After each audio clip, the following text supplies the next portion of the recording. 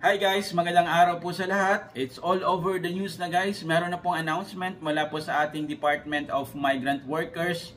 Diba ang sabi pa nga po nila, goodbye OEC and hello OFW Travel Pass. Okay? So wag po tayong magpapanik agad guys kasi hindi naman ganun kabilis.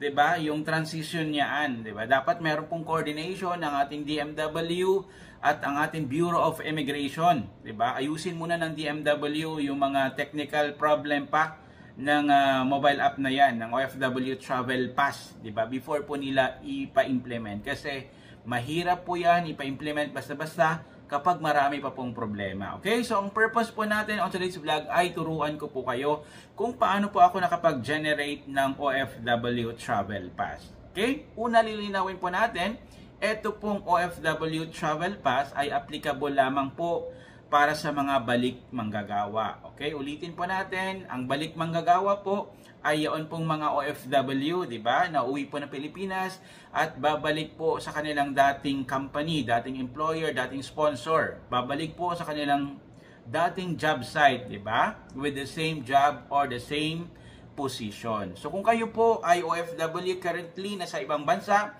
at kayo po ay nag-transfer, di ba? Ng company, ng sponsor, make it sure guys, siguraduhin nyo po na before po kayo umuwi sa Pilipinas para magbakasyon, ay nakapagpa-verify po kayo ng kontrata sa DMW. At sana pakiusap din po natin sa DMW, especially po dito sa Saudi Arabia, ay magkaroon na rin po sana ng option na online na lang po yung contract verification kasi napakalayo po yung opisina ng DMW. Nasa Riyadh lang po sila yan, nasa Kubar or nasa Jeddah. So kawawa naman po yung nasa malalayong probinsya ng Saudi Arabia at kailangan pa po pumunta, mag-absent para lamang po makapagpa-verify ng kontrata. Unlike, di ba, sa UAE na online na po yung kanilang contract verification. Anyway, let us proceed. Ang pinaka-importante po nito guys ay nakapag-download na po tayo ng eGovPH mobile app. So pwede po natin yung ma-download sa ating Play Store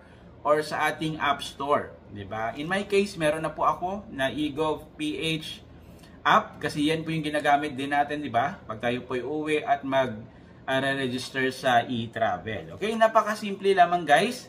Anyway, disclaimer lang, ito pong tutorial video ay hindi po ito applicable sa lahat. Kasi hindi rin po natin hindi tayo magkakaparehas ng records. 'Di ba sa DMW, meron pong hindi makita yung record nila, meron pong wala daw doong valid contract, or in my case, andun yung record ko pero expired daw po yung contract. Okay, let's proceed. So kung nakagawa na po kayo ng account, open nyo lang po yung inyong eGovPH, 'di ba? At ayan, sa eGovPH na yan, pag nasa homepage na po kayo, i-click nyo po yung NGA. Andyan po yan sa may upper left side corner ng eGovPH. NGA or yung National Government Agencies or Services. Pag na-click nyo po yung NGA, diba, sa search option, ilagay nyo po yung DMW. At sa DMW, diba, pag na-click nyo po yung DMW, i-click nyo rin po yung balik manggagawa. Diba? So, ayan, magkaroon ng mga authentication something. Ano yan, nag-display po sa akin. Nakalagay po ay contract expired. Sabi po doon. So, ang next po, na-clinic ko po ay proceed with balik manggagawa process. So, meron po para siyang 5-step verification, di ba? Para po ako ay makapag-generate nitong OFW Travel Pass. So, unang tanong po dyan ay kung ako ay babalik sa same employer. So, clinic nyo lang po yung yes. Next one is kung babalik pa ako sa same job site, which is sa Saudi Arabia. And then same position. Ngayon, ang medyo problema po sa OFW Travel Pass na yan ay sa contract duration. So in my case po, every year po yung renewal ng aming kontrata. At hindi naman posible guys na bawat renew natin ng kontrata ay pupunta po tayo sa DMW para magpa-verify. Hindi naman po yan practical at efficient. So, kailangan ko pong i-update dyan sa mobile app, 12 months. 'Di ba ang nilagay ko? Kasi every year. Ang problema ngayon, which is sana mapansin ng DMW or ng developer ng mobile app na yan, hindi po pwedeng i-backdate yung start ng contract validity. In my case, 'di ba, dapat po yung start ng validity ng contract ko ay January 2025. So 'di ba ngayon October 2025 na, hindi ko siya pwedeng maibalik sa January 2025 na petsa. Kaya wala po akong choice kundi ilagay as October 2025. Kaya 12 months after October 2025, pag na-generate ko na po yung OFW Travel Pass, ang expiry date po na makikita doon ay October 2026. So yun, sana po maayos po yan ng DMW. Ayan. After ko po na maklik, meron po siyang parang papakonfirm lang sa iyo. And then, babalik ka po sa homepage ng OFW Travel Pass. And then, i-click nyo lang po. 'Di ba? So, at ayan po, magdi-display po yung parang QR code na nandyan po yung inyong mga details. 'Di ba? At yung contract validity expiration. Okay? Kung matatandaan po natin, yung expiration po ng dating OEC ay 60 days po yan. Simula po na ma-generate po natin yung OEC exemption. Okay?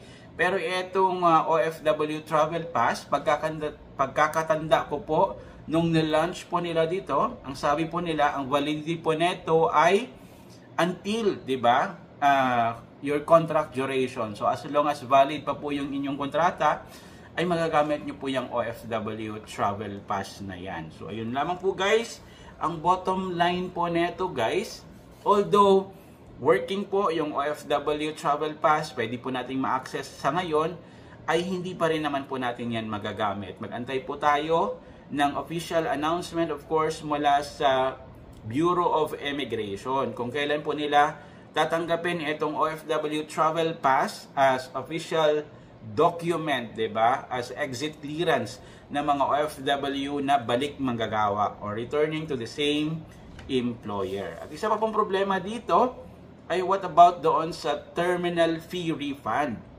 'Di ba guys? Kung tayo ay mag-claim ng ating terminal fee refund, yung dating 550, hopefully, 'di ba, naging 950 pesos na po siya. Ang hinahanap po ay yung boarding pass natin at yung isang copy ng OEC, which is hard copy. So ano naman po ba yung pwede nating alternative ngayon na naiisip ng DMW? Okay, so marami pa pong mga problema and system issues dito sa OFW Travel Pass.